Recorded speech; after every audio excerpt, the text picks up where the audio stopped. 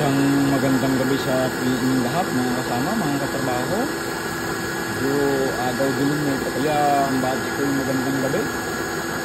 So ipakikita ko sa inyo kung paano itong aking mini chamber na ito ay paano maalis ang usok o mawala ang usok. Yan po, nakikita po natin mo ito na. Ipapakita po ako sa inyo na isang bago kong gawa na aparato na para yung usok na yun ay mahigop. Ito po ang tinatawag na fumes extractor o fumes diffuser. Yung tingnan po nyo, umuusok po yan. Nakikita po ninyo kasi ayan po ang nangyayari niya. Pero siya hindi umuusok paano natin yung usok para ayan. Yan po, umuusok po siya. Yan. Meron po akong aparato dito na ginawa. Ang tawag ko po dito ay fumes extractor o fumes diffuser. Yan pong usok na yan. Tingnan po na ang usok na yan. Akin pong ilalapit lang yan. Tingnan po nyo kung anong nangyayari sa usok. Yan po. Hinihigo po nyo yung usok, nawawala po siya. Yan.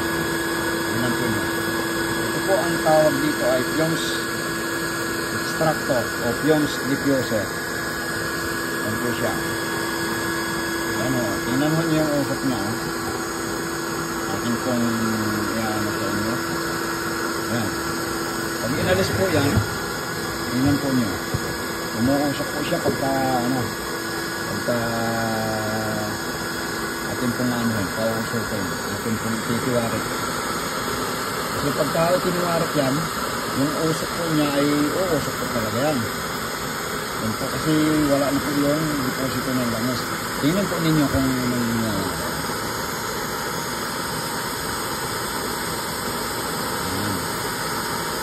yan po ang umuusok po siya. Yan po ang bagong tuklas ko na fumes extractor. Okay nyo, yung usok pag wala ko yan, yun yung usok yung usok. Pag nilagay naman po yun, yun po yung usok kung saan napunta, kung saan po napunta. Yan po yan, fumes extractor po ang tawag dyan, o fumes diffuser. Kaya yan po ay magagamit pagka halimbawa pagkatapos ng inyong pagsaing ay may natirang langis, uusap po yung inyong calandius oil. Pwede rin po itapat yan dun sa dito po sa pwede rin po dito itapat pagka siya umuusap. Halimbawa wala na po siya, itatapat lang po yung ungos. Ito pong ungos na to yan lang po yung style niya yung ginawa ko, pero marami pong style ang nagagawa niya. Yan po ay detachable po lahat yan. Pakikita ko po sa inyo sa susunod na video ko kung paano po siya detach. Yeah. Testingin po natin ulit ang usok. Yan. Yan po. Diba ang usok? Para kita ho. Yan ho. Yan. Yan, yung extractor po yung tawag. Kung ano nyo, yan po. Yan, kaya at sa loob ng bahay, umusok na nga siya, mayroon na po kayong fumes extractor o fumes diffuser. Kaya hindi na po nakakapag-alam ng mga ngamoy siya kasi nahihigop na po yung usok niya. Yan po. Pag wala ho yan, ay ito na ho yung usok. Grabe ang usok pero kung meron mo kayo yan, nawawala po yan. Ayan, mga kasama, yan po ang nilinayan ko sa inyo. Ito ho yung bago kong gawa para maalis ang usok ng inyong mga kalang. Yan po. Ayan grabe ho ang usok niyan pag sa loob na ho ng bahay. Sa loob ng bahay, grabe na po ang usok yan, pero tingnan po niya. po yung usok niya. Nahihigo po siya. Nahihigo po siya ng ginawa kong fuse extractor. Yan po ang ano yan. Yan mga kasama, wala na po rin apoy. Akin lang po na ipakita sa inyo kung anong yan po ang apoy. Wala na. Napula na po siya. Akin lang po pinakita sa inyo kung paano gumana yung aking ginawa na fumes extractor o fumes diffuser. Na mapapakinabangan po ninyo, mapapakinabangan po natin lahat pagkasot tayo may mga gusto pa lang. Yan mga kasama, yan po ang aking ginawa.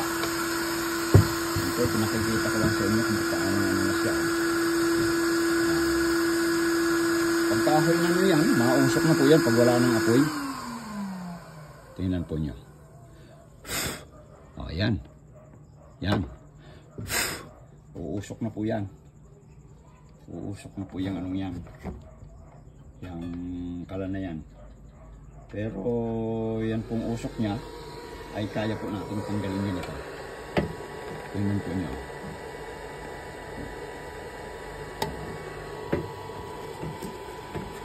Yan po ang ano yan. Tingnan po nyo pagkawala. Umuusok po siya, di ba? Pero pagka mayroon yan, tinapat na po yung ano.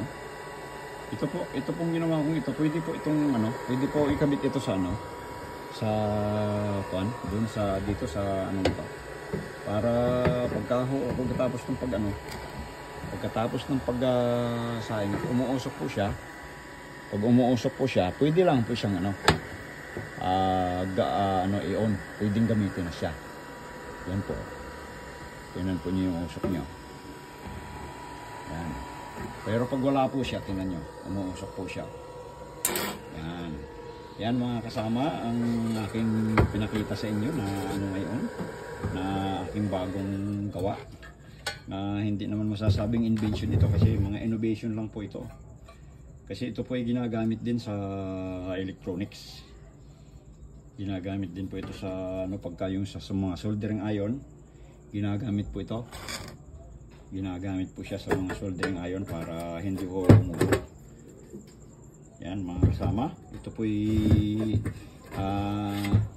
pinakita ko lang sa inyo para sa mga susunod na video ay makikita po ninyo kung paano itong ginawa.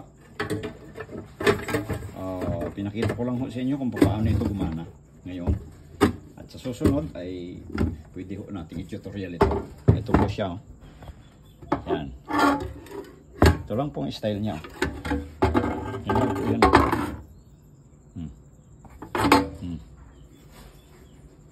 Yan ho. Yan po, malayuan o. Yan. Yan po lang yan po. Lang po yan o. Yan lang po. Yan po ay pwedeng malakasan pa.